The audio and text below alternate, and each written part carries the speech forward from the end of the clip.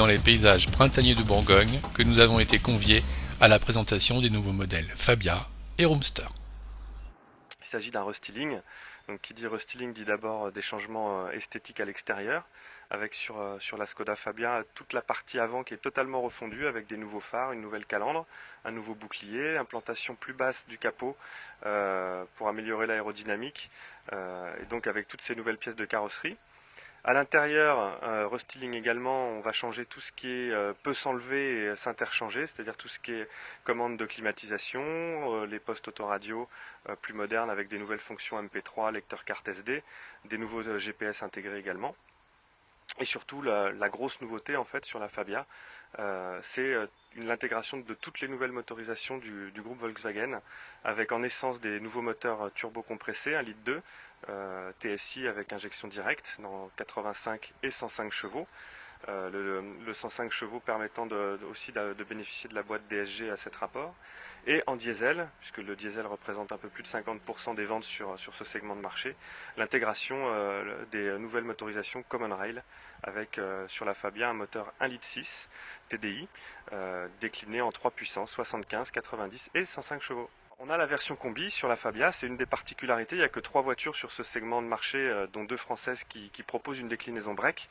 La Fabia combi chez nous représente à peu près 30% des ventes, donc c'est vraiment un modèle qui compte, donc c'est effectivement important d'en parler. Avec une grosse particularité sur la Fabia combi, c'est qu'elle a un volume de coffre de 480 litres, qui est largement supérieur à ce que beaucoup de concurrentes plus grosses peuvent proposer.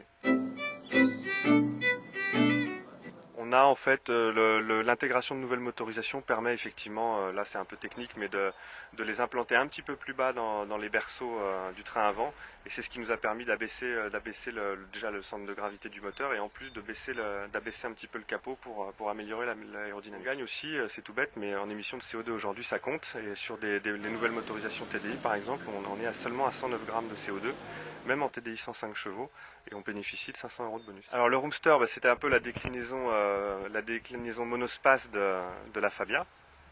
Effectivement, donc ils bénéficient du même programme de retouche sur la partie avant, puisqu'ils avaient une partie avant qui était commune. Et le Roomster, lui, va continuer à se distinguer, ce qui faisait déjà sa force, avec une modularité proche des grands monospaces du segment supérieur, avec des sièges indépendants qui coulissent, qui s'enlèvent, etc. La Fabia débute en tarif à 13 000 €. C'est la voiture que se trouve juste derrière moi, rouge. Avec à 13 000 €, on a un moteur 1,2 litre 70 chevaux et on a déjà de série à ce prix-là la climatisation, un autoradio CD, MP3, un régulateur de vitesse, une voiture déjà très équipée. Pour vous donner un ordre d'idée, on est à peu près 500 € moins cher que nos concurrentes. Ça peut paraître presque peu, mais 500 € plus cher, nos concurrentes, il faut encore mettre 1 000 € d'options pour avoir la clim. Le Roomster, on démarre à 15 500 € avec un moteur 1,2 litre TSI 85 chevaux essence. Et là aussi, un véhicule avec cette modularité à ce prix-là, c'est unique sur le marché.